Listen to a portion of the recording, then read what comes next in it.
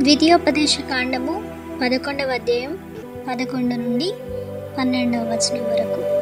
మీరు నది దాటి స్వాధీనపరచుకొనుటకు వెళ్ళుచున్న దేశము కొండలు లోయలు గల దేశము. అది ఆకాశ వర్షజాలము త్రాగును. అది నీ దేవుడైన యెహోవా లక్ష్యపెట్టు దేశము. నీ దేవుడైన యెహోవా కన్నులు సంవత్సరాది మొదలుకొని సంవత్సరాంతం వరకు ఎల్లప్పుడూ దాని మీద ఉండును. ప్రియమైన స్నేహితులారా, రాబోయే కాలంలో జరగబోయే దాని గురించి ఆలోచిస్తే అంతా అగమ్యగోచరం. కొత్త సంవత్సరం మన ఎదుట ఉంది. దాన్ని స్వాధీనపరుచుకునేందుకు మనం బయలుదేరుతున్నాం. మనకేం ఎదురవుతున్నదో ఎవరు చెప్పగలరు? మనకి కలగబోయే కొత్త అనుభవాలు, జరగనున్న మార్పులు, కొత్తగా తలెత్తనున్న అవసరాలు ఎవరు ఊహించగలరు?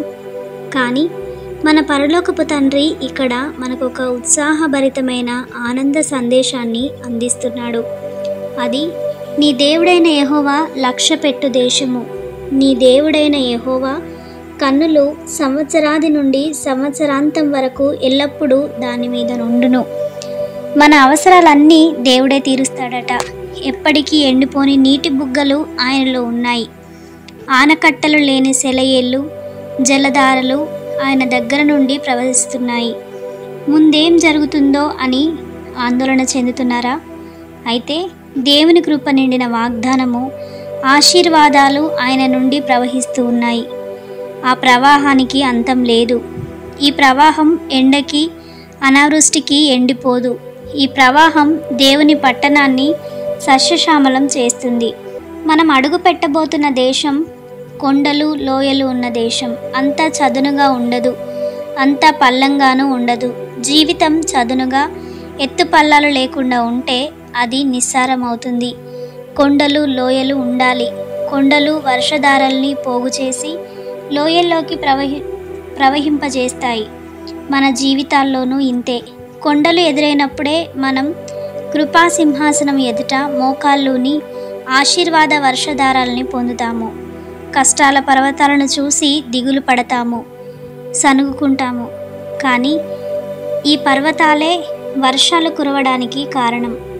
అరణ్యంలో చదును ప్రదేశంలో ఎంతమంది నశించిపోయారో, అదే కొండలు లోయలున్న ప్రాంతంలో వాళ్ళంతా బ్రతికి అభివృద్ధి పొందేవాళ్ళు కదా.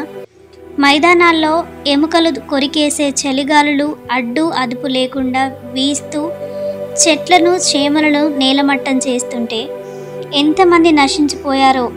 కానీ దృఢమైన తలవంచని అజేయమైన కొండ ప్రదేశాలలో శత్రువుల నుండి రక్షణ కలిగించే కొండ చర్యల్లో క్షేమంగా ఉన్నారు. జీవితంలో మనకు ఎదురయ్యే కష్టాలు దేవుడు మన ఎదుట నిలబెట్టే కొండల్లాంటివి. వీటి వల్లనే మన జీవితాలు సంపూర్ణమై దేవుని దగ్గరగా మనం వెళ్ళబోతున్నాము. మనకి ఎలాంటి బాధలు, వేదన, శ్రమలు ఎదురుతాయో తెలీదు. కేవలము నమ్మకముంచు. ఈ హెచ్చరికను అనుసరించి అలా చేస్తే ఈరోజు దేవుడు మన దగ్గరికి వచ్చి మన చెయ్యి పట్టుకొని ముందుకి నడిపిస్తాడు.